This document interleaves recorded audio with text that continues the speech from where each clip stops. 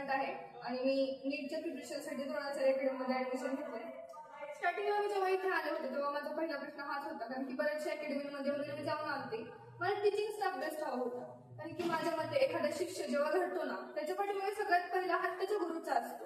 गुरु योग्य असला म्हणजे शिष्य नक्कीच योग्य मार्गावरती जातो असं मला वाटतं. आणि वाटतं नाही हे योग्यच आहे, कारण की जेव्हा गुरु आपल्याला मार्गदर्शन करतो तेव्हा तो योग्य असावा. आणि मी योग्य गुरु म्हणते, चांगलं नाही.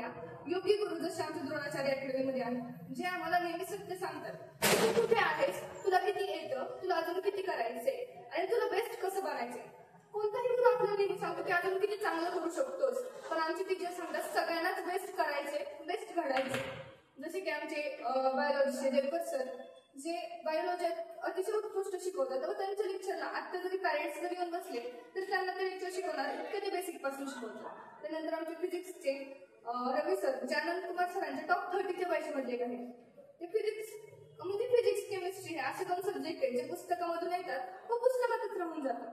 त्याचा प्रॅक्टिकल जीवनामधला वापर, प्रॅक्टिकल जीवनामध्ये त्यांचं ऍप्लिकेशन आपल्याला कधी कळतच नाही, कारण ते सब्जेक्टच आवडत नाही. पण तेच 2 सब्जेक्ट जे मला अजिबात आवडत नसायचे, त्या सब्जेक्ट बुक्स जर आता समोर आल्या तर ते वाचावं वाटतं. तसं का?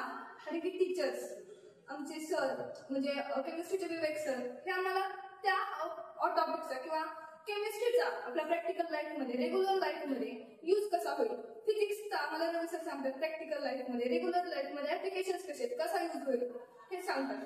त्याच्यामुळे माझ्या मते टीचिंग स्टाफ जर बेस्ट असेल ना, कोणतीही अकॅडमी बेस्टच असते. म्हणून द्रोणाचार्य अकॅडमी बेस्ट का आहे असं जर कधी सांगण्याची वेळ आली तर माझं एकच वाक्यात उत्तर असेल, कारण की टीचर्स बेस्ट आहेत. जिथे टीचर्स बेस्ट असतात ती टीचिंग फॅकल्टी सुद्धा बेस्ट असणार असं मला वाटतं.